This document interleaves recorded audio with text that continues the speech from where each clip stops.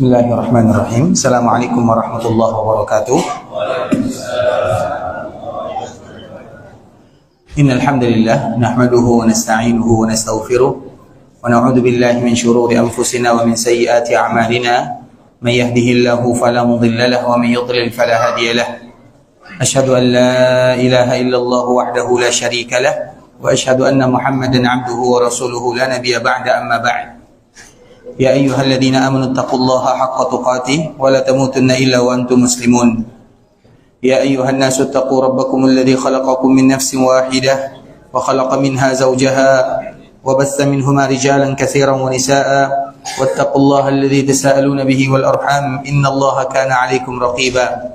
Ya ayyuhalladzina amanu taqullaha wa qulu qawlan sadida yuslih lakum a'malakum wa yaghfir lakum dhunubakum ومن يطع الله ورسوله فقد فاز فوزا عظيما. أما بعد فإن أصدق الحديث كتاب الله وخير الهدي هدي محمد صلى الله عليه وسلم وشر الأمور محدثاتها فإن كل محدثة بدعة وكل بدعة ضلالة. إخوة الإسلام, saudara kaum muslimin, kaum muslimat, ikhwani akhwati rahimani wa rahimakumullah. Alhamdulillah, pada malam hari ini kita kembali bisa duduk di rumah Allah Subhanahu wa taala dalam rangka menambah keimanan dan ketakwaan kepada Allah Subhanahu wa taala. Umar bin Khattab radhiyallahu taala anhu selalu berkata kepada para sahabatnya, "Nu'minu sa'ah, najlis nu'minu sa'ah." Wahai para sahabatku, mari kita duduk beriman sejenak. Apa makna kalimat yang disebutkan oleh Umar bin Khattab radhiyallahu taala anhu? Mari kita beriman sejenak, bukan berarti kita tidak beriman kepada Allah Subhanahu wa taala. Tapi iman yang ada butuh dipertahankan. Sehingga dengannya Allah Subhanahu wa taala mengatakan, ya ayyuhalladzina amanu aminu. Wahai orang-orang yang beriman, berimanlah kalian kepada Allah. Allah perintahkan kita yang beriman untuk beriman. Maknanya untuk mempertahankan keimanan yang ada dengan melakukan kebaikan dan meninggalkan keburukan.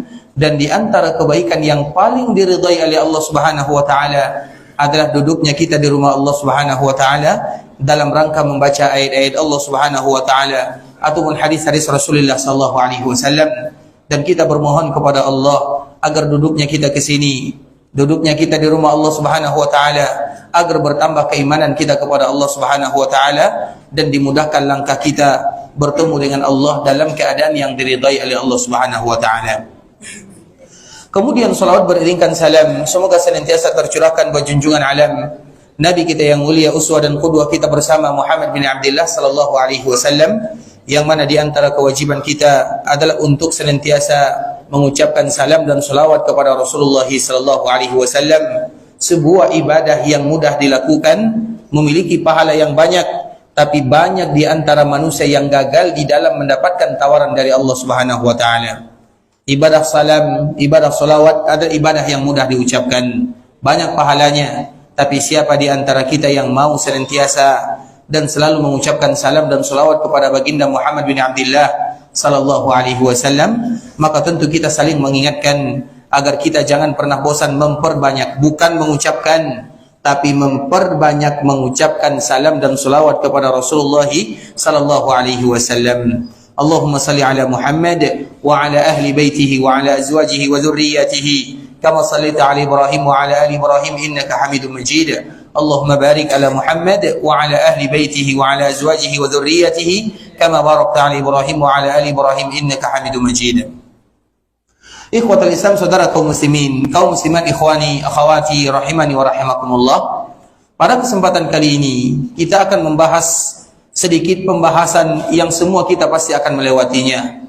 Pembahasan yang membuat Nabi sallallahu alaihi wasallam senantiasa semangat untuk memberikan motivasi kepada umatnya agar mereka senantiasa dekat kepada Allah Subhanahu wa taala. Nabi sallallahu alaihi wasallam ketika melakukan hijrah dari Makkah menuju Madinah, maka Nabi sallallahu alaihi wasallam bersama salah seorang sahabat yang bernama Abu Bakar As-Siddiq. Abu Bakar ini, ikhwatul Islam, namanya adalah Abdullah bin Abi Quhafah, dan Abu Quhafah itu namanya adalah Utsman. Jadi Abu Bakar As-Siddiq namanya adalah Abdullah bin Utsman. Karena namanya adalah Abu Bakar As-Siddiq, nama gelarnya yang masyhur bagi kita bersama, tapi nama sesungguhnya adalah Abdullah. Ayahnya bernama Abu Quhafah, tapi nama sesungguhnya adalah Utsman. Maka terkenallah sahabat Abdullah bin Utsman radhiyallahu taala anhuma, atau yang lebih populer dengan istilah Abu Bakar Siddiq bin Abi Quhafah radhiyallahu taala anhuma. Ketika Nabi sallallahu alaihi wasallam melakukan perjalanan, maka teman Nabi sallallahu alaihi wasallam adalah sahabatnya Abdullah. Dikala ingin hijrah dari Mekah menuju Madinah di perjalanan, maka Nabi bertemu dengan yang namanya Zubair, atau yang lebih kita kenal dengan Zubair bin Awam.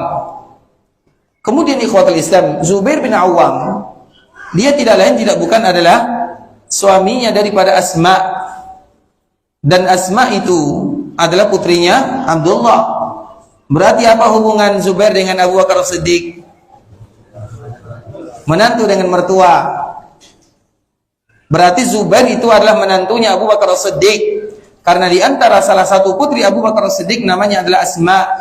Dan dari Zubair inilah lahir yang namanya Abdullah bin Zubair. Dari inilah lahir yang namanya Urwah bin Abdullah bin Zubair. Dan mereka adalah keluarga yang barokah sesuai dengan doa baginda Rasulullah sallallahu alaihi wasallam. Kemudian Zubair bertemu dengan Nabi dan Abu Bakar Siddiq. Maka Zubair ini memberikan hadiah pakaian yang pakaiannya sama. Karena dikala Nabi dan Abu Bakar melakukan perjalanan, pakaian mereka tentunya mereka mungkin kotor sudah 2 hari, 3 hari, 4 hari.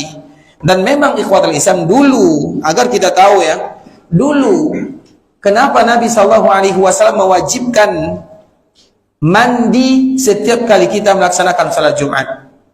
Salat Jumat itu, dikala kita ingin salat Jumat, maka dianjurkan bagi kita untuk mandi sebelumnya.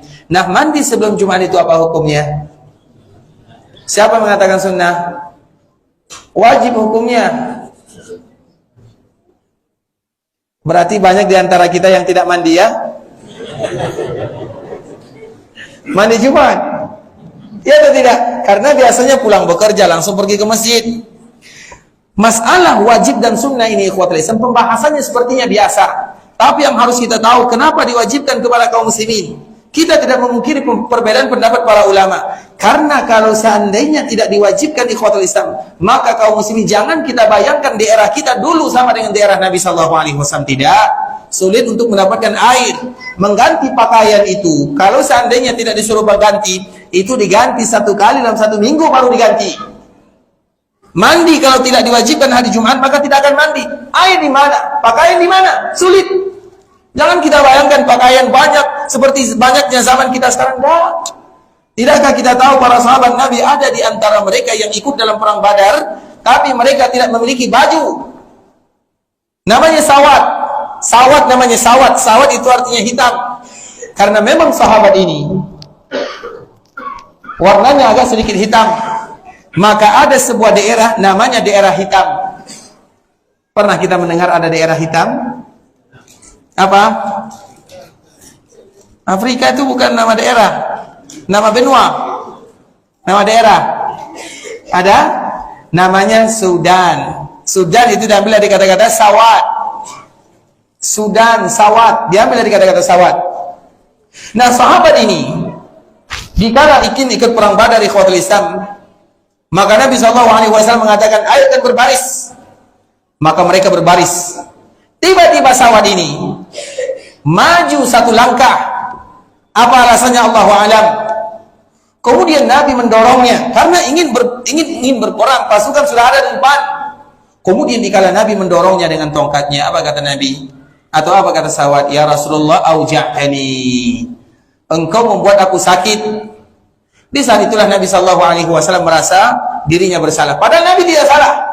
Nabi dikala meluruskan barisan, coba kalau ada imam, ada makmum yang tidak lurus barisannya, kemudian imam marah, apakah imam salah? Tidak mungkin salah, apalagi Nabi SAW. Tapi itulah Nabi SAW merasa dirinya bersalah, padahal Nabi tidak bersalah. Kemudian di saat itulah apa kata Nabi? Iqtas minni, silakan engkau balas sebagaimana yang aku lakukan. Maka di saat itulah sebelum terjadi peperangan ikhwatul Islam, Sawat ini mengatakan, ya Rasulullah, engkau mendorongku dengan tongkatmu. Maka Nabi memberikan tongkatnya, karena membalas harus sesuai. Sehingga yang harus kita ingat ikhwatul Islam, di antara salah satu sifat orang-orang munafikun yang disebutkan oleh Nabi ada 3. Apa yang pertama? Idza hadatsa kadzaba, apabila berbicara dia. Yang kedua apa? Berjanji dia ingkar. Yang ketiga apa?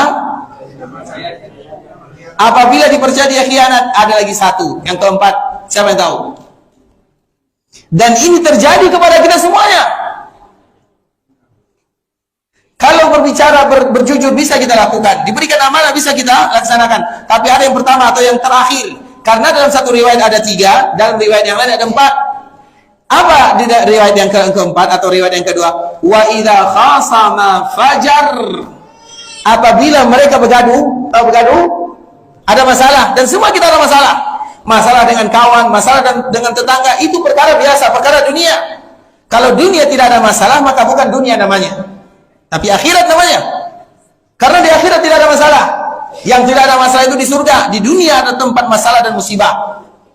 Kemudian di antara salah satu sifat seorang mukmin agar mereka tidak terjatuh ke dalamnya, wa idza khasama, apabila mereka ada masalah, tidak tahu siapa, intinya ada masalah di antara satu dan yang lainnya, fajar, maka mereka berdosa. Apa makna daripada hadis ini? Apabila mereka ada masalah, mereka berdosa.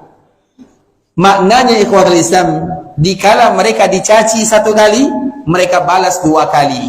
Itu namanya fajar. Bisa dipahami? Dikala dia diceritakan 1 kali, aibnya 1 kali diceritakan, dia balas 10 kali kemana-mana menceritakan aib saudaranya. Itulah makna daripada hadis ini. Wa idza khasama fajar. Apabila dipukul 1 kali, dibalas 2 kali. Itu namanya fajar. Apabila dia beradu atau ada masalah, maka dia melampau batas, tidak membalas sesuai dengan apa yang diperbuat kepada dirinya. Kita membalas ikhwatul Islam ketika kita dizalimi, kemudian kita balas, tidak menjadi masalah.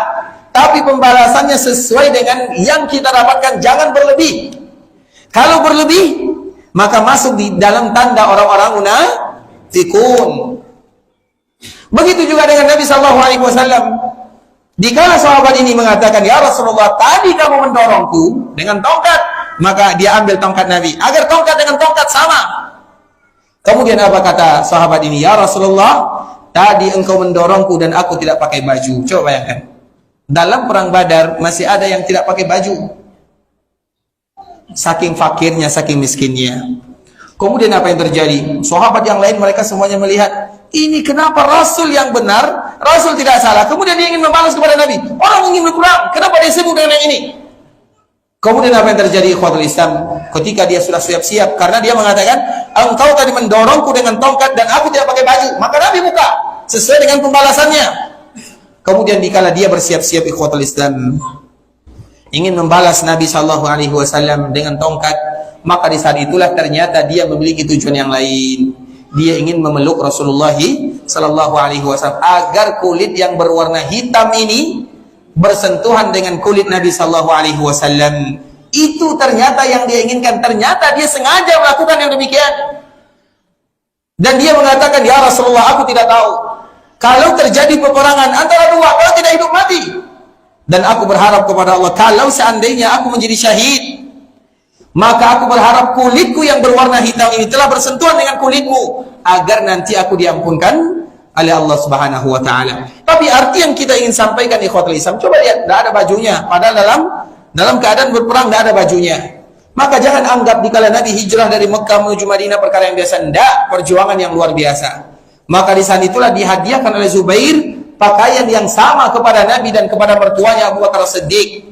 Dan tadi kita sebutkan ikhwatul Islam, itulah diantara salah satunya mengapa kaum muslimin diwajibkan mereka mandi sebelum sholat Jumat, karena keadaan dulu atau keadaan di zaman Nabi tidak sama.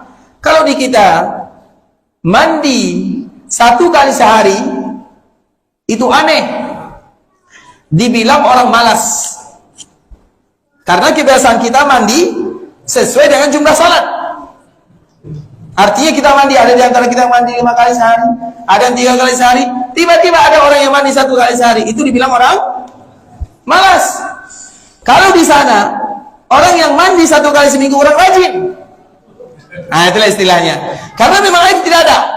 Maka dari situlah dianjurkan bagi kita bersama atau bagi kaum muslimin Ini hukum asal, wajib untuk melaksanakan mandi sebelum sholat Jumat agar kaum muslimin mereka betul-betul pakaiannya diganti atau badannya dibersihkan karena air sulit, keadaan juga sulit.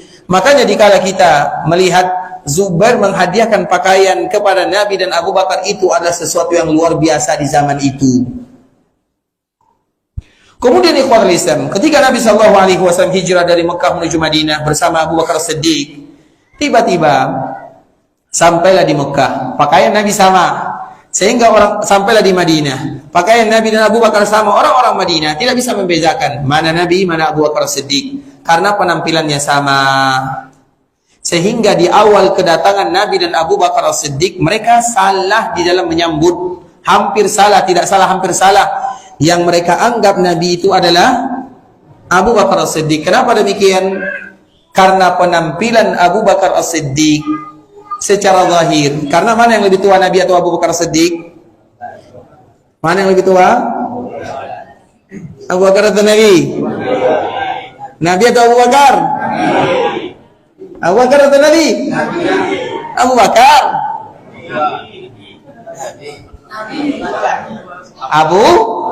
Abu Bakar. Karena Abu Bakar adalah mertua. Biasanya mertua dengan menantu mana yang lebih tua? Mertua dengan menantu mana yang lebih tua biasanya? Mertua atau menantu? Mertua. Bukankah Nabi atau bukankah Abu Bakar mertua Nabi? Berarti mana yang paling tua? Nabi atau Abu Bakar Siddiq? Yang lebih tua adalah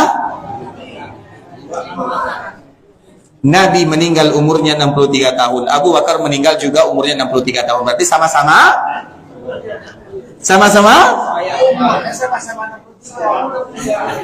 umurnya sama-sama 63, tapi lebih tua.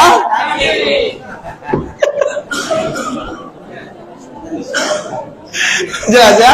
Berarti yang lebih tua adalah Nabi sallallahu alaihi wasallam. Jelas sampai di sini? Yang jawab Abu Bakar sudah jelas. Jangan lagi bilang Abu Bakar Siddiq. Walau Abu Bakar itu adalah mertua Nabi, tapi Nabi tetap lebih tua dari mertuanya. Ada tidak mertua atau menantu lebih tua dari mertuanya? Banyak. Di sini tidak ada. Baik, tidak ada yang ngaku. Tadi kata lisan kita lanjutkan. Tapi secara penampilan Abu Bakar itu lebih tua. Makanya mengatakan Abu Bakar lebih tua juga tidak salah. Tapi secara penampilan, sehingga orang-orang Madinah ketika Nabi datang, Abu Bakar datang, yang mereka sambut adalah Abu Bakar Siddiq. Apa alasannya? Alasannya satu. Yang pertama, karena mereka tidak kenal mana Nabi, mana Abu Bakar Siddiq, mereka tidak tahu. Yang kenal dengan Nabi sedikit, karena tidak semua penduduk Madinah kenal dengan Nabi. Yang kenal dengan Nabi, yang hanya pernah bertemu dengan Nabi di Mekah, dan yang pergi ke Mekah berapa orang jumlahnya? Sedikit, 70 orang. Sehingga dikala Nabi datang ke kota Madinah dan Abu Bakar Siddiq, mereka melihat mana yang namanya Nabi. Ada 2 orang, pakaiannya sama, dan datang di waktu yang terang benderang siang. Artinya di siang hari. Kalau bahasa kitanya lewat zawal, jam 1 lah kira-kira. Dikala matahari betul-betul panas, sehingga mungkin bisa jadi mereka kelelahan, atau matahari betul-betul menyengat mereka semuanya. Mereka tidak tahu mana Nabi, mana Abu Bakar Siddiq. Pakaiannya sama-sama putih, diberikan hadiah oleh Zubair. Kemudian ikhwatul Islam, di saat mereka ingin menyambut Abu Bakar Siddiq, apa alasannya? Karena secara penampilan Abu Bakar lebih tua. Jenggot Abu Bakar, berapa umur Abu Bakar dikala hijrah dari Mekah menuju Madinah? 51. Umur Nabi 53. Umur 53 sudah berjenggot atau belum? Atau sudah beruban atau belum? Banyak. Uban itu ikhwatul Islam adalah cahaya yang tidak boleh dipadamkan. Artinya kalau ada di antara kita yang beruban, jangan dibuang, karena itu akan menjadi cahaya di hari kiamat. Maka siapapun di antara kita yang ada ubannya, maka itu tanda dia mendapatkan cahaya yang luar biasa di akhirat sana. Maka kalau kita ada uban, jangan dibuang, dan jangan juga diwarna, kecuali dengan warna selain hitam.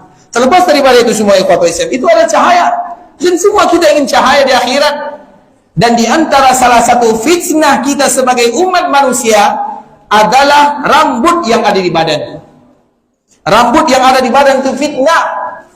Kenapa disebut dengan fitnah? Karena nanti di surga kita tidak ada rambut yang menjadi fitnah tersebut. Rambut itu sulit, rambut itu mana yang disebut dengan rambut? Bukan ini saja disebut dengan rambut.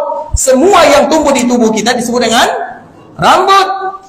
Maka ada yang dianjurkan bagi kita menjaganya, ada yang dianjurkan bagi kita membuangnya. Itu semuanya adalah fitnah dan nanti akan dimuliakan oleh Allah di dalam surganya. Terlepas daripada itu semua, ikhwatul Islam, salah satu sifat Nabi dan Abu Bakar As-Siddiq, mereka memiliki jenggot yang lebat panjang. Abu Bakar umurnya 51, sudah ada ubannya. Tapi Nabi umurnya 53, tidak ada ubannya. Dan itulah diantara salah satu perbedaan Nabi dengan manusia biasa. Nabi banyak memiliki perbedaan. Nabi diantara perbedaannya, Nabi melihat di belakang sebagaimana Nabi melihat di depan.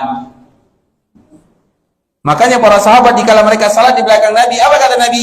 Aku melihat kalian di belakangku sebagaimana aku melihat kalian di depanku. Kemudian Nabi SAW, walau matanya tidur tapi hati Nabi tidak pernah tidur. Nabi SAW itu adalah di antara riwayat yang jelas. Ada juga riwayat yang para ulama mereka bertentangan di sana. Di antara kelebihan Nabi, Nabi lahir dalam keadaan makhtun. Makhtun itu artinya sudah disunat. Ada lagi yang menyebutkan Nabi SAW itu wangi dan indah, tidak pernah disentuh oleh lalat. Ada juga yang menyebutkan di antara kelebihan Nabi, semua yang keluar dari jasad Nabi maka akan dimakan tanah. Ada lagi yang menyebutkan di antara keutamaan Nabi SAW, Nabi orangnya tidak terlalu tinggi dan tidak terlalu rendah, tapi setiap kali Nabi berdiri maka Nabi akan kelihatan tinggi dari yang lainnya. Setiap kali Nabi duduk maka Nabi akan kelihatan tinggi dari yang lainnya. Itu adalah di antara kemuliaan dan kelebihan yang Allah Subhanahu wa taala berikan kepada Rasulullah SAW. Salah satunya adalah sifat Nabi yang tidak beruban. Sehingga penduduk Madinah menyambut Nabi karena uban. Berarti yang Nabi yang lebih tua biasanya. Maka mereka menyambut Abu Bakar As-Siddiq radhiyallahu ta'ala anhu. Pada akhirnya Abu Bakar memayungi Nabi SAW. Di saat itulah mereka baru sadar yang Nabi itu bukan Abu Bakar tapi Muhammad Rasulullah SAW. Di antara salah satu ciri Nabi pada waktu itu, Nabi tidak ada ubannya. Kemudian ikhwatul Islam, setelah beberapa tahun Nabi berada di kota Madinah, maka di saat itulah Nabi tiba-tiba muncul ubannya secara tiba-tiba. Dan yang paling tahu tentang Nabi adalah Abu Bakar As-Siddiq. Apa kata Abu Bakar As-Siddiq? Ya Rasulullah, qad syibta. Kenapa tiba-tiba ubanmu tumbuh? Di rambutmu, di jenggotmu tiba-tiba tumbuh dalam satu malam. Apa kata Nabi?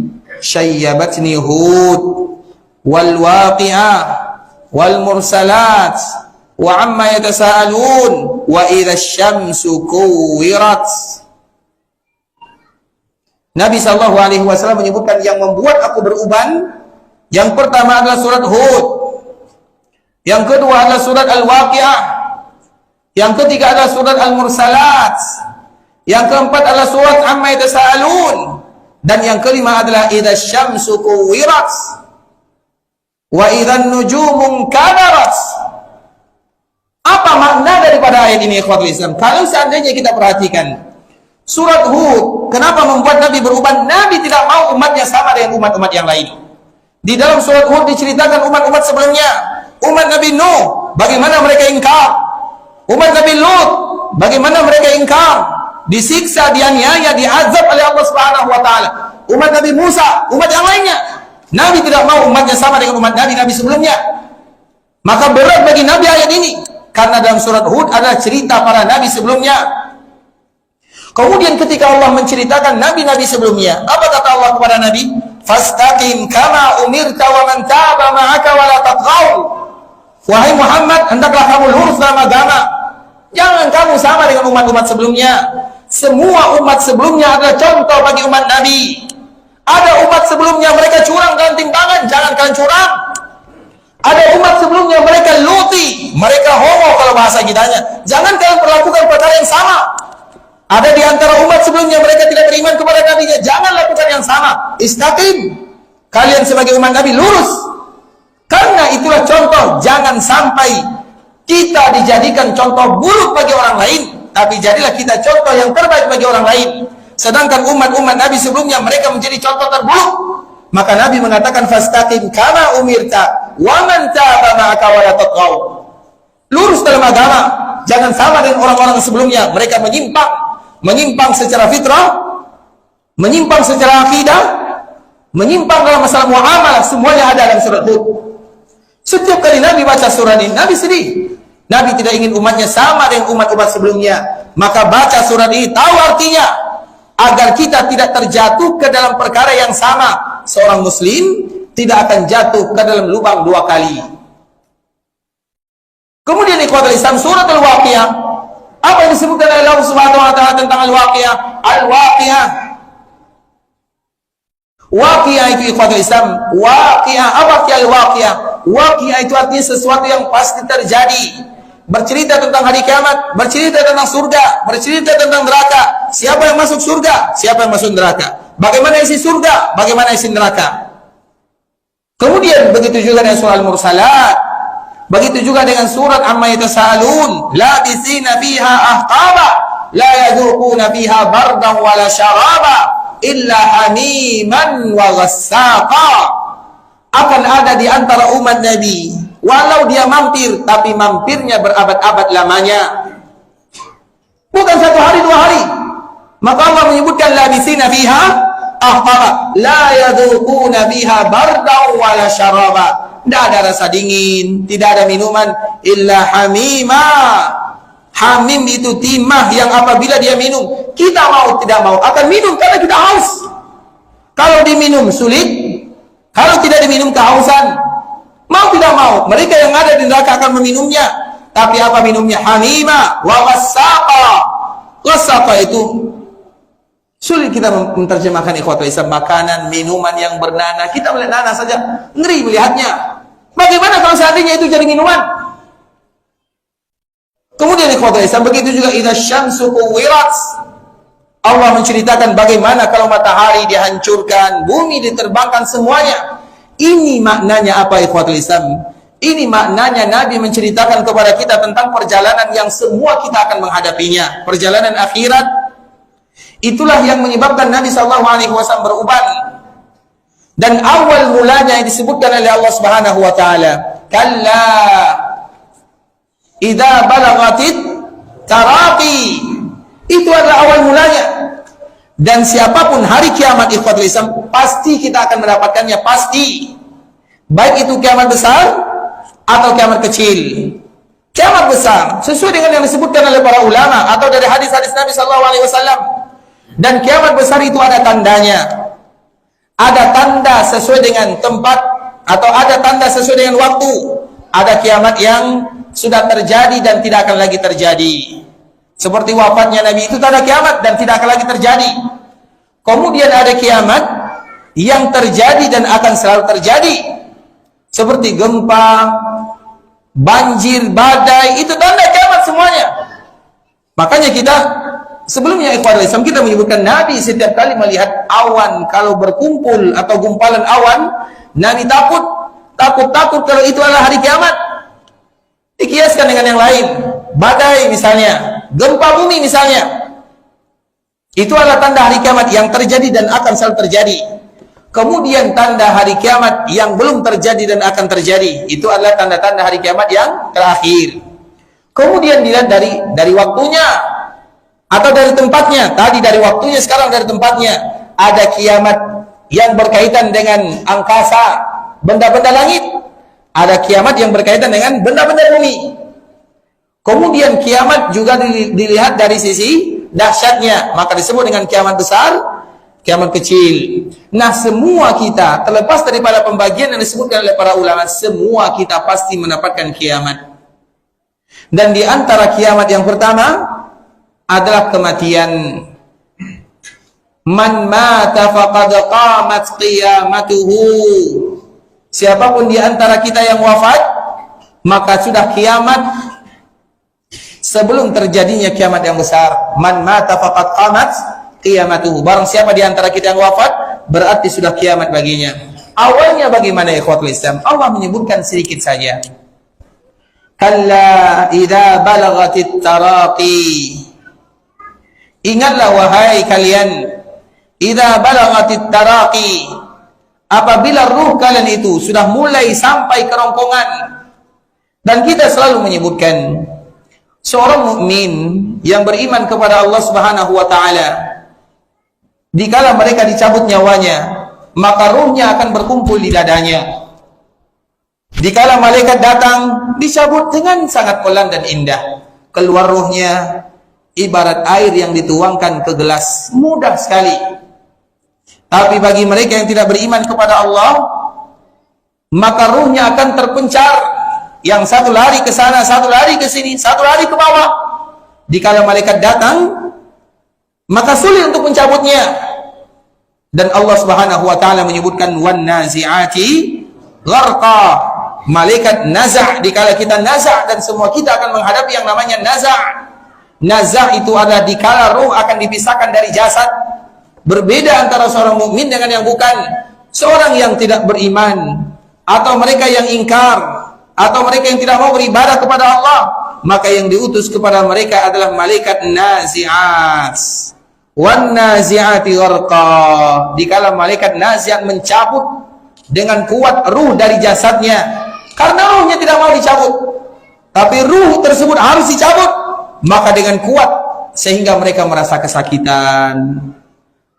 Dan di hari itu ikhwatul Islam, hijab akan dibukakan. Apa makna hijab akan dibukakan? Hijab akan dibukakan, kita akan melihat sesuatu yang tidak pernah kita bisa melihatnya. Ada di antara orang yang meninggal akan melihat bagaimana bentuk malaikat, tapi di saat dia melihat malaikat, dia tidak lagi bisa berbicara. Karena saking takutnya, apalagi yang datang itu adalah malaikat nazi'at. Dicabut ruhnya, dipisahkan dari jasadnya. Kemudian sedangkan mereka yang tidak, yang beriman kepada Allah Azza wa Jalla, yang memanfaatkan waktunya untuk kebaikan, ruhnya akan berkumpul di dadanya. Maka diutus oleh Allah wan nasyitati nashta, malaikat yang akan mencabut dan memisahkan ruh dari jasadnya dalam keadaan yang mudah. Kemudian ikhwatul Islam, di antara salah satu sifatnya Allah Subhanahu wa taala menyebutkan kalla idza balagatit taraqi wa qila marraq.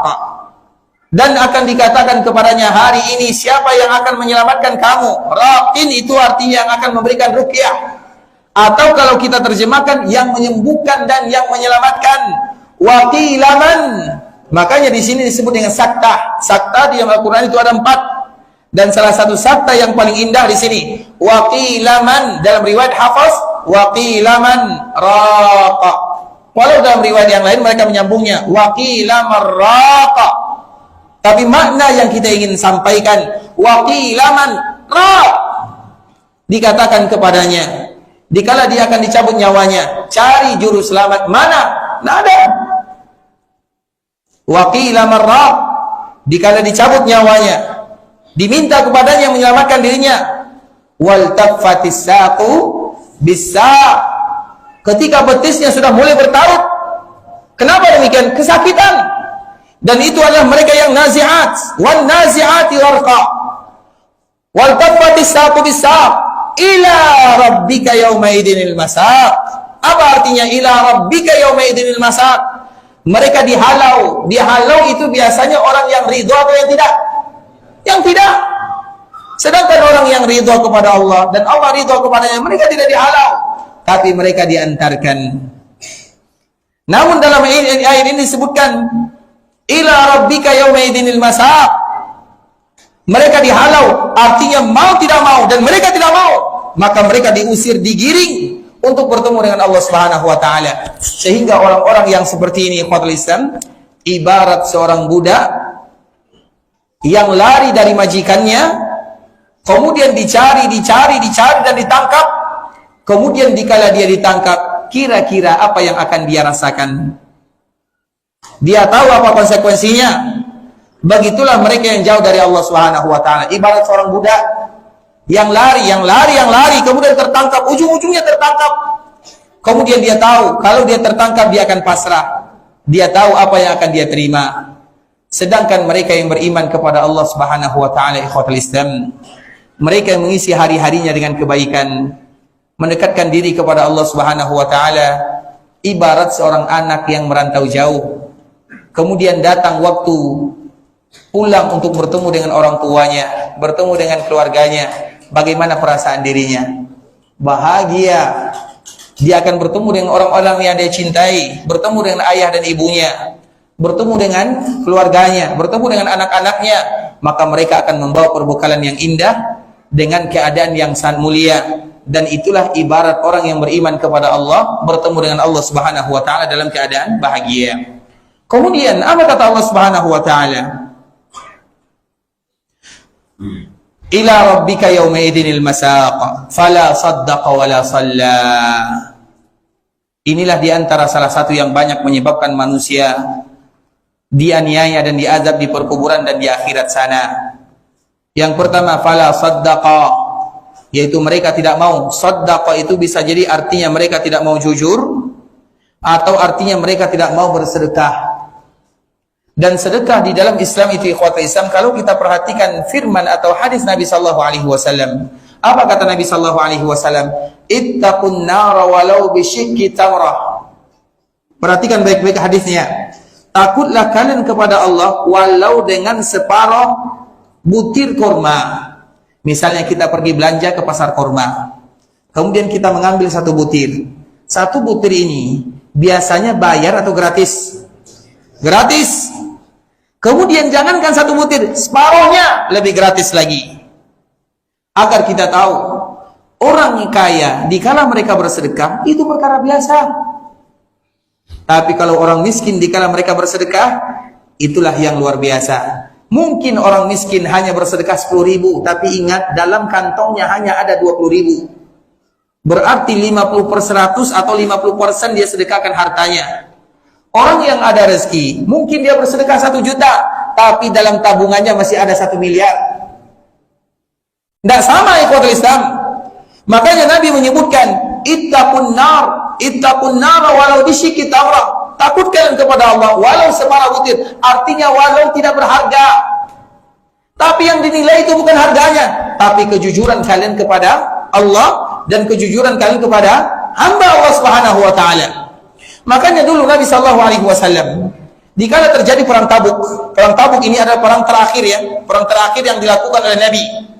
Kurang lebih pada tahun ke-9 Hijriah. Perang Tabuk ini di musim panas dan di musim fakir, betul-betul sulit. Nabi tidak bisa mengajak semua para sahabat ikut, karena kalau diajak Nabi bertanggung jawab. Persiapannya, perbekalannya harus ada persiapan. Kemudian ada di antara mereka yang datang 1,5 mud, ini 1 mud namanya. Kalau ini setengah mud namanya. Mereka bawa setengah mud korma untuk membantu pasukan yang berperang dan berjihad bersama Nabi. Kira-kira satu ini berapa isi korma yang bisa kita ambil? 5 atau 6? 10 nggak mungkin. 10. Kecuali kormanya sebesar kelereng ya, yang kecil-kecil. Tapi kalau besar nggak mungkin. Di bawahnya 5 butir korma. Yang lainnya aja, 5 korma ini apa manfaatnya untuk pasukan besar? Nggak ada. Tapi ingat, mungkin dia tidak lagi punya korma di rumahnya. Artinya semua hartanya diinfakkan di jalan Allah Subhanahu wa taala. Mereka menangis dan mereka sama pahalanya dengan orang yang berjihad di jalan Allah Subhanahu wa taala. Artinya ikhwati Islam, di antara salah satu yang paling memudahkan urusan kita di akhirat dikala kita berjumpa dengan Allah adalah rajin-rajin bersedekah. Walau kalau seandainya kita tidak bisa bersedekah dengan jumlah yang sedikit, maka bersedekah dengan jumlah yang banyak. Ya atau tidak? Lan tanalul birra hatta. Ayat ini kita tidak akan dapatkan semuanya. Jarang di antara kita yang bisa mendapatkan. Lan tanalul birra hatta tunfiqu mimma tuhibbun. Biasanya yang kita sedekahkan itu sisa-sisanya atau intinya. Macam mana masuk surga ya kalau sisa-sisanya? Beli baju kalau sudah dipakai baru disedekahkan. Yang baru dibeli tidak pernah beri santuan kepada anak yatim yang sisa-sisa baju kemarin. Yang baru dibeli kita tidak mau memberikan. Lan tanalul birra hatta tunfiqu. Belajar bersedekah dari sesuatu yang kita sukai. Tidak salah mereka yang bersedekah dengan sesuatu yang sisa, tidak salah.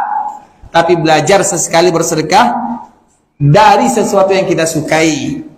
Terlepas daripada itu semua ikhwatul Islam, di antara salah satu yang paling membuat kita mudah berurusan di akhirat adalah dengan bersedekah. Makanya di saat itulah keluar nasihat Imam Syafi'i rahimahullahu taala. Imam Syafi'i rahimahullah yang bernama Muhammad bin Idris dia memiliki nasihat yang indah. Apa kata Imam Syafi'i? Berapa menit lagi? Kita masuk? Azan dulu ya. Berapa menit? Ada 1 menit? Baik.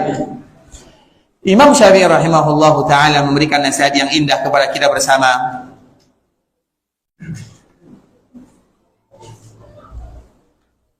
Aku merasa aku banyak melakukan salah dan dosa. Semua kita melakukan salah dan dosa.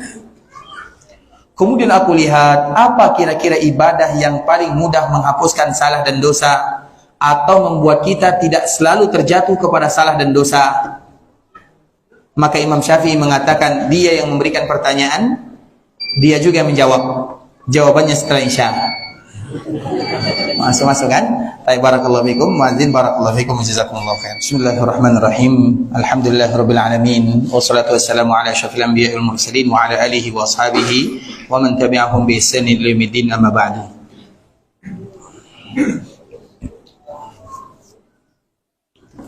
Ikhwatul Islam, saudara kaum muslimin, kaum muslimat, ikhwani, akhwati, rahimani wa rahimakumullah. Alhamdulillah, kita bersyukur kepada Allah Subhanahu wa taala yang masih memberikan kemudahan kepada kita untuk duduk di sini. Sebelum kita melanjutkan bagaimana kejadian yang harus kita hadapi atau nasihat yang disebutkan oleh Imam Syafi'i rahimahullahu taala, ikhwatul Islam, kami memiliki sebuah riwayat atau sebuah kisah yang mungkin bisa kita ambil pelajaran darinya. Ada salah seorang tabi'in, namanya adalah Ahmad bin Miskin. Karena dialah yang menceritakan riwayat ini, namanya Ahmad bin Miskin. Kemudian ceritanya terjadi kepada salah seorang yang bernama Abu Nasr As-Sayyad. Abu Nasr ini adalah seorang yang betul-betul fakir dan miskin. Kemudian dia punya keluarga, punya anak dan punya istri. Apa yang terjadi, ikhwatul Islam? Istrinya sudah menangis, anaknya sudah menangis karena betul-betul berada di dalam kefakiran yang luar biasa. Tiba-tiba, ikhwatul Islam, karena begitu menyedihkan kehidupannya, maka dia datang kepada Ahmad bin Miskin, minta pendapat apa yang harus aku lakukan. Aku ingin membelanjakan keluargaku, belum makan, mungkin sudah berapa minggu mereka belum makan. Artinya betul-betul dalam keadaan fakir, ikhwatul Islam. Kemudian apa yang terjadi? Maka Ahmad bin Miskin mengatakan, ayo kita pergi ke laut. Bisa jadi di sana nanti Allah Subhanahu wa taala memberikan rezeki kepadamu. Maka di saat itulah dia sedang membawa alat pancing kalau bahasa kitanya, atau apa namanya? Jala ya. Baik. Kemudian ikhwatul Islam, maka dibawakan, apa kata Ahmad bin Miskin? Baca dulu bismillah. Maka dia pun mengucapkan bismillah. Dikala dia mengucapkan bismillah, maka dia melemparkan pancingannya atau alat tangkap ikannya, dan Allah Subhanahu wa taala berikan rezeki kepadanya ikan yang besar. Kemudian apa kata Ahmad bin Miskin kepada Abu Nasr As-Sayyad ini? Silahkan kamu jual ikannya, kemudian nanti semoga dengan kamu bisa menjual ikan, kamu bisa memberikan makanan. Maka alhamdulillah, ikhwatul Islam, Abu Sayyad, namanya Abu Sayyad atau Abu Nasr As-Sayyad, dia menjual ikannya dan pada akhirnya dia bisa membeli, kalau bahasa kitanya beli sandwich. Yang satu isinya daging, yang satu isinya makanan yang lain. Kemudian dua sandwich ini, yang satu untuk istrinya, yang satu untuk anaknya.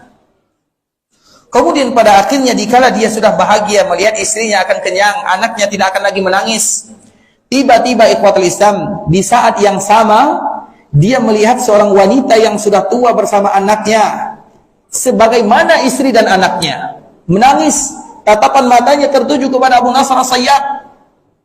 Abu As-Sayyad ini, Abu Nasr As-Sayyad, bimbang, ragu, anakku atau orang ini? Sama-sama susah, sama-sama sedih, sama-sama lapar, sama-sama dalam keadaan betul-betul menyedihkan. Maka di saat itulah tertarik hati Abu Nasr As-Sayyad ini, ya Allah, mudahkan urusanku. Maka di saat itu juga, ikhwatul Islam, dia datang memberikan makanan yang semestinya untuk anak dan istrinya diberikan kepada wanita yang tadi juga meminta bersama anaknya. Makanya kalau ada di antara kita yang merasa ada orang yang perlu membutuhkan, jangan kita tanya bagaimana keadaannya, jangan, tidak usah. Lakukan kewajiban kita sebagai seorang muslim, selesai. Bagaimana keadaannya, bagaimana dia, itu urusan dia dengan Allah Azza wa Jalla. Kemudian ikhwatul Islam, Maka dia pun memberikan makanan tersebut kepada dua orang wanita ini, wanita dan anaknya. Habis makanan untuk dirinya. Maka dia ingin pulang bersama keluarganya, ingin menyebutkan kalau makanan kita sudah habis. Tiba-tiba, coba lihat bagaimana pertolongan Allah Subhanahu wa taala. Mudah sekali ikhwatul Islam.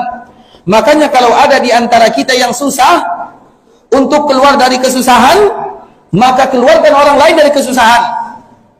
Teman kami sekarang dia tinggal di Jakarta ya. Dia satu kampus, satu angkatan dengan kami.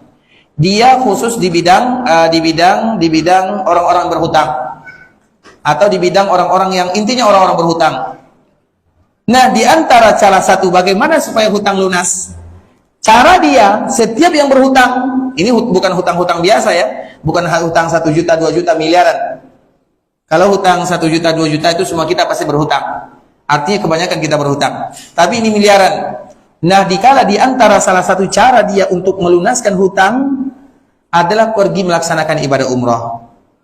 Kalau menurut kita, apa hubungan lunas hutang dengan umrah? Tidak nyambung.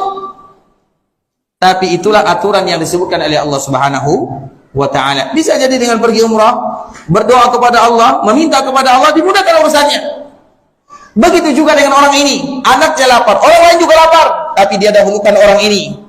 Kemudian dia membawa kembali pulang dengan tangan kosong. Sebelum dia sampai ke rumahnya, tiba-tiba ada yang bertanya, Aina Abu Sayyad, Aina Fulan, mana Abu Nasar? Maka orang mengatakan Abu Nasar itu dia, yang dalam keadaan kebingungan.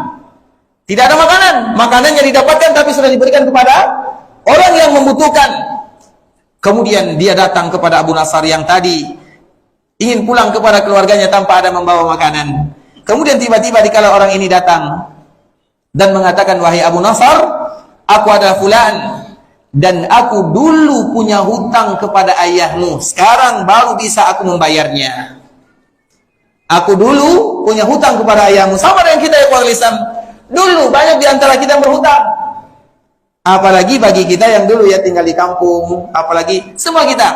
Misalnya kita pergi ke kebun, Nek, minta jeruk, Nek, yang jatuh. Contoh, silakan Nak, yang pertama yang jatuh diambil, yang kedua di atasnya. Nek, misalnya minta, misalnya apa lagi yang lain, rambutan yang mana yang jatuh? Kemudian pertama rambutan yang jatuh, keenakan, akhirnya diambil rambutan yang. Ada tidak kita melakukan seperti itu? Bukan ada, rata-rata semuanya. Maka bayarhu. Kalau neneknya sudah meninggal, cari anaknya atau cucunya. Ingat itu baik-baik. Tapi ikhwatul Islam, Abu Sayyad ini, ada orang yang memanggilnya. Apakah kamu Abu Nasar As-Sayyad? Dia mengatakan iya. Dulu aku punya hutang kepada ayahmu 30.000 dirham. Wah, bukan jumlah yang sedikit. Coba bayangkan, baru selesai dia bersedekah, dalam keadaan betul-betul dia membutuhkan. Maka di saat itulah pertolongan Allah Subhanahu wa ta'ala mudah dia dapatkan. Maka dibayar hutang semuanya. Jadi kaya dia. Abu Nasar As-Sayyid ini jadi kaya. Dikala dia kaya, dia juga bersedekah. Bersedekah kiri kanan, tapi sedekahnya lain. Kemudian dia pun meninggal ikhwatul Islam. Dan dilihat ternyata dipanggil oleh Allah Subhanahu wa ta'ala. Kemudian dilihat bagaimana amalannya, banyak sedekahnya, tapi tidak satu pun sedekahnya diterima oleh Allah Subhanahu wa ta'ala. Karena dia bersedekah sudah mulai ada rasa bangga dengan sedekahnya, tidak sama dengan sedekah yang pertama, tidak sama. Kemudian dikala hampir dimasukkan oleh Allah Subhanahu wa ta'ala ke dalam api neraka, maka di saat itulah dia melihat apakah tidak ada lagi amalan yang lain. Maka di saat itulah Allah mengatakan, tidakkah kamu ingat dulu dikala ada seorang wanita bersama anaknya meneteskan air mata, dia minta sedekah, kemudian kamu berikan makanan itu kepada dirimu atau kepada dirinya, padahal anak dan istrimu memerlukannya. Allah Subhanahu wa ta'ala ampunkan dosanya bukan karena sedekahnya yang banyak, enggak, tapi karena sedekahnya yang pertama. Dan kalau kita perhatikan ikhwatul Islam, begitu juga para sahabat. Para sahabat itu banyak di antara mereka meninggal. Kemudian sebelum mereka meninggal, mereka mengatakan, ceritakan kepadaku tentang raghif. Apa itu raghif? Raghif itu roti yang terbuat dari gandum, yang harganya mungkin 1.000 rupiah. Raghif namanya, yaitu roti yang tidak ada, yang tidak berharga istilahnya. Mereka tidak bertanya tentang sedekahnya yang banyak, enggak, tapi mereka mencari sedekahnya yang sedikit. Tapi dikala mereka bersedekah di waktu-waktu yang sulit dan di waktu-waktu yang mereka memerlukannya. Oleh karenanya ikhwatul Islam, ingatlah, di antara salah satu penyesalan kita yang paling luar biasa disebutkan oleh Allah Subhanahu wa taala, ya ayyuhalladzina amanu la tulhikum amwalukum wala auladukum an dzikrillah wa may yaf'al dzalika fa ulaika humul khasirun wa anfiqu mimma razaqnakum min qabli an ya'tiya ahadakumul maut fayaqula rabbi laula akhartani ila ajalin qarib fa asaddaq. Coba perhatikan. Sedekahlah kalian, berinfaklah di jalan Allah, bantu orang-orang yang memerlukan sebelum ajal kalian datang. Dan ketika ajal datang, fayaqul, ya Allah, berikan kepadaku tangguh walau 1 menit, walau 1 hari, walau 1 jam. Kemudian apa yang kita inginkan? Fa asaddaqa wa akum minas salihin. Aku akan bersedekah. Dari sinilah para ulama menyebutkan ikhwatul Islam, kalau salat semua kita bisa melakukannya, tapi kalau sedekah itulah yang paling sulit bagi kita melakukannya. Dan itu dituntut bukan dikala kita kaya, enggak, dikala kita tidak berada, itulah sedekah yang sesungguhnya. Maka selalu disebutkan fala saddaqa wala sallah. Di dalam ayat ini juga disebut dengan kalimat yang sama. Maka dari situlah Imam Syafi'i rahimahullah memberikan nasihat yang indah. Apa nasihat Imam Syafi'i? Kita lanjut atau sampai di sini saja? Lanjut dulu sebentar ya. Panitia masjid mohon maaf ya. Baik. Imam Syafi'i menyebutkan, aku melihat terlalu banyak melakukan dosa, bermudah-mudahan melakukannya. Tidak ada cara yang paling mudah untuk menghalangi diri kecuali dengan rajin melakukan salat sunat duha. Makanya salat sunat duha itu ikhwatul Islam, kita semua punya dosa yang antara kita dengan Allah Subhanahu wa taala, tidak ada yang tahu. Dan siapapun yang punya dosa, semua kita punya dosa, jangan pernah disebutkan kepada orang lain. Cukup bagi kita untuk beribadah kepada Allah, minta ampun kepada Allah Subhanahu wa taala. Jangan pernah disebutkan kepada orang lain. Karena selama kita tidak menyebutkan kepada orang lain, selama itu pula lah pintu maaf masih luas. Tapi kalau kita sudah menyebutkan kepada orang lain, berarti tandanya kita bangga dengan dosa, dan di saat itulah ampunan Allah semakin sulit kita terima. Kemudian apa kata Imam Syafi'i? Kemudian aku juga ingat, mau tidak mau, suatu saat nanti aku akan pasti berada di perkuburan yang menghimpit, perkuburan yang kita sulit berada di dalamnya. Kemudian ikhwatul Islam, aku pun berpikir mencari apa sih ibadah yang paling bisa memudahkan nanti kami berada di perkuburan. Maka Imam Syafi'i menyebutkan, di antara ibadah yang bisa membuat perkuburan diterangkan dan diberikan cahaya oleh Allah Subhanahu wa taala adalah dengan memperbanyak membaca ayat-ayat Al-Quran. Dan semua kita akan melewati yang demikian. Kemudian Imam Syafi'i juga kembali menyebutkan, nanti aku akan dibangkitkan di padang mahsyar, aku akan dihisab, amalanku akan ditimbang, aku akan melewati sirat. Bagaimana supaya aku dimudahkan oleh Allah Subhanahu wa taala di sana?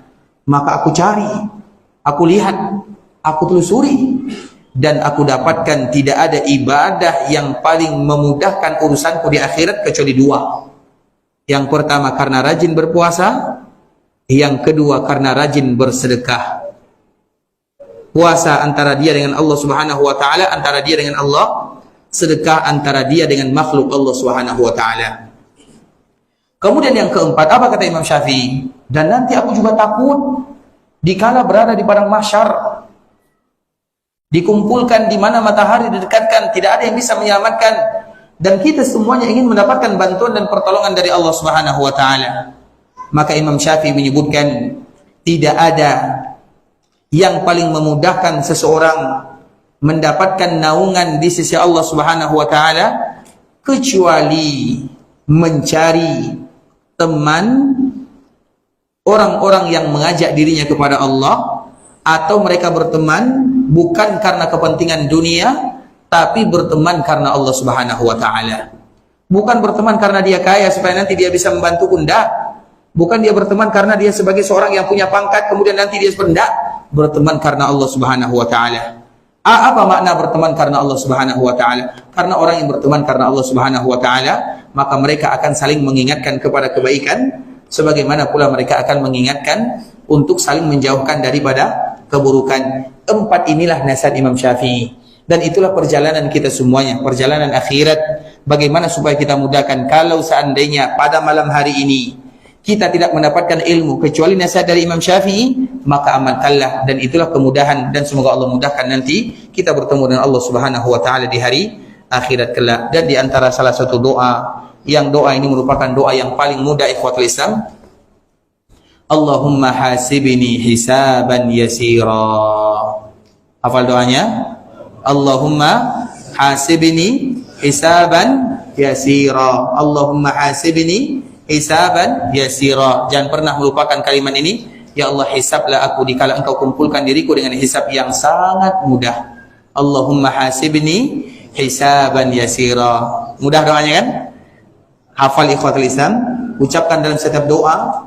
Dikala kita berdoa kepada Allah kapanpun, dikala kita sujud, dikala kita tasyahud, dikala kita salat malam, dikala kita salat sunat yang lainnya, maka di antara salah satu doa kita, Allahumma hasibni hisaban yasira. Ya Allah, hisablah aku dengan hisab yang mudah. Semoga Allah Subhanahu wa Ta'ala ampunkan dosa kita bersama. Allah angkat derajat kita, Allah mudahkan urusan kita, Allah berikan kesehatan kepada kita, Allah berikan keberkahan dalam kehidupan kita, keberkahan dalam anak dan keturunan kita, keberkahan dalam usaha dan harta kita, dan Allah mudahkan langkah kita untuk masuk ke dalam surga Allah Subhanahu wa Ta'ala.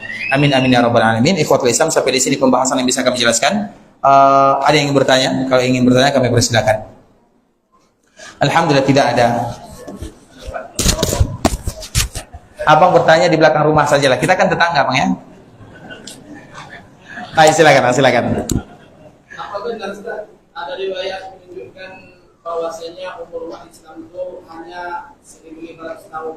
Umur umat Islam. Baik. Riwayatnya adalah kalau matahari sudah terbit dari barat, maka umur dunia 120 tahun. Setelahnya akan hancur dunia. Itulah riwayatnya.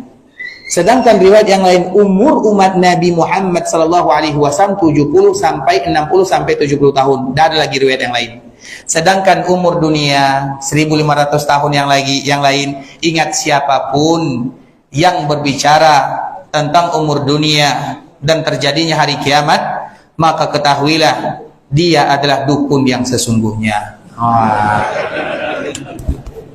Nggak lagi yang lain jawabannya. Karena itu rahasia Allah Subhanahu. Yas'alunaka 'anis sa'ah. Itu banyak dalam Al-Quran. Allah, Nabi, makanya Nabi dikala ditanya oleh Jibril, mata sa'ah, kapan terjadi hari kiamat? Artinya berapa umur dunia? Apa jawaban Nabi? Mal mas'ulu anha bi'a'lama minas sa'il. Yang ditanya tidak lebih tahu daripada yang bertanya. Artinya Ruhul Amin, sama-sama Al-Amin. Yang satu Al-Amin di dunia, Muhammad SAW. Yang satu Al-Amin di langit, Jibril alaihissalam, sama-sama Al-Amin. Tidak ada lagi orang yang Al-Amin dibandingkan dengan Jibril dengan Muhammad. Tapi apakah Nabi? Yang ditanya tidak lebih tahu daripada yang bertanya. Artinya kita sama-sama tidak tahu. Berarti kalau yang tahu berarti mereka adalah apa lagi jawaban yang lain? Tidak ada. Baik, kami silakan. Sahabat tadi silakan.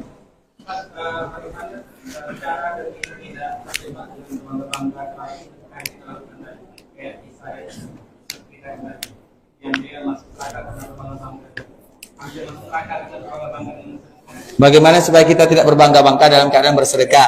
Apa caranya? Mudah saja. Mudah saja. Ini mungkin ada sebagian kita yang pernah meriwayatkan kisah ini, ya. Itu kisah seorang yang berasal dari Maghrib, ya, Maroko. Dia di kampung halamannya ada orang di Mekah, tinggal di Mekah, tapi dia nggak pernah pergi ke Mekah. Artinya biasa-biasa saja. Dia ada, dia tidak ada, sama saja. Artinya orang kampungnya menganggap dia orang biasa lah istilahnya. Antara ada dengan tidak ada nggak penting. Orang tidak menanyakan dirinya. Tiba-tiba ada orang Maroko Maghrib ini, mereka bermimpi. Cari orang yang ada di Mekah, cari dia. Malam pertama, malam kedua, malam ketiga berturut-turut. Maka orang ini pergi safar ke Mekah untuk melaksanakan ibadah umrah. Setelah dia umrah, salat di Mekah, maka dia berkeliling ke kampung-kampung yang ada di Mekah, dicari fulan, tidak ada yang kenal. Terakhir dia bertemu dengan kampung yang jauh, kemudian ditanya, kenal kalian tidak dengan fulan? Maka mereka seolah-olah aneh, kira-kira apa urusanmu dengan fulan? Orang itu ya orang-orang biasa, istilahnya orang yang tidak diketahui adanya sama dengan tidak ada, tidak ada gunanya di kampung, itu istilahnya. Kemudian dia cari.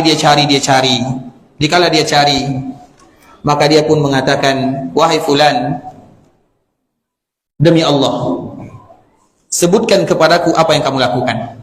Karena tidak boleh bagi kita membongkar kebaikan yang kita lakukan, kecuali kalau orang itu bersumpah dengan nama Allah ingin mengambil pelajaran. Lain ceritanya. Makanya dia mengucapkan, demi Allah, sebutkan kepadaku apa yang kamu lakukan. Maka dikala dia sudah bersumpah demi Allah, maka dia pun di saat itulah menceritakan, aku punya saudara atau aku punya tetangga, aku kenal baik dengannya, aku berteman dengannya. Tiba-tiba tetanggaku ini meninggal. Maka sedih anak dan istrinya. Aku tidak tahan melihat kesedihan anak dan istrinya. Aku katakan kepada mereka berdua, kalian aku jadikan keluargaku seperti keluargaku. Gajiku aku bagi dua. Ada tidak di antara kita yang gajinya dibagi dua? Jangankan dibagi dua, dibagi 4 pun tidak mau. Bagi 10 mau? Tidak juga. Yang ada dalam agama cuma 2,5%. Itu pun sulit mengeluarkannya. Coba lihat dia bagi dua. Separuh untuk dia, artinya kalian jangan sedih. Aku adalah orang tua kalian. Maka gajinya bagi dua. Tidak ada yang tahu. Orang kampung tidak tahu. Kemudian di saat itulah dia biasa saja. Mungkin sholatnya biasa. Mungkin lebih banyak dosa daripada maksiatnya. Atau dosa daripada ibadahnya. Kemudian di saat itulah orang ini mengatakan, inilah kenapa aku harus melakukan perjalanan yang jauh dari Maroko. Maroko itu sama dengan Andalusia. Ke Mekah itu sama dengan kita. Karena ada Andalusia, ada Indonesia. Tahu? Karena Mekah itu di tengahnya. Mekah itu namanya adalah Ummul Qura, pusat dunia. Ujungnya Andalusia, yang bagian barat, ujung bagian timur adalah Indonesia. Itulah istilahnya. Kalau kita dari Indonesia 8.000 kilo, berarti mereka melakukan 8.000 kilo. Kira-kira berapa bulan melakukan perjalanan? Iya, sekarang kalau pakai pesawat, kendaraan mudah. Dulu pakai onta, berjalan kaki, sulit. Dia melakukan perjalanan, mencari orang ini. Dan dia mengatakan, demi Allah, aku bermimpi, cari fulan bin fulan, katakan kepadanya, kamu penduduk surga. Dia menangis. Orang yang tadi biasa-biasa, ibadahnya biasa, menangis. Kemudian di saat itulah dikala mereka terharu menangis, mereka pun salat di Masjid Haram Mekah. Yang tadi bermimpi salat membawa tadi orang yang salat di Mekah. Kemudian salat asar, rakaat pertama, rakaat kedua, rakaat ketiga, rakaat keempat, orang yang tadi bersedekah itu meninggal dalam keadaan sujud di tempat yang paling mulia. Gara-gara sedekah yang dia sembunyikan. Belajarlah menyembunyikan. Jelas jawabannya? Jelas sampai sini? Tapi kita tutup karena kita tidak boleh berlama-lama, bahaya. Baik, ikhwatul Islam, saudara kaum muslimin, kaum muslimat, ikhwani akhwati rahimani wa rahimakumullah. Insyaallah semoga Allah mudahkan kita bisa kembali berjumpa. Barakallahu fikum wa jazakumullahu khairan. Subhanakallahumma bihamdika asyhadu an la ilaha illa anta astaghfiruka wa atubu ilaik. Assalamualaikum warahmatullahi wabarakatuh.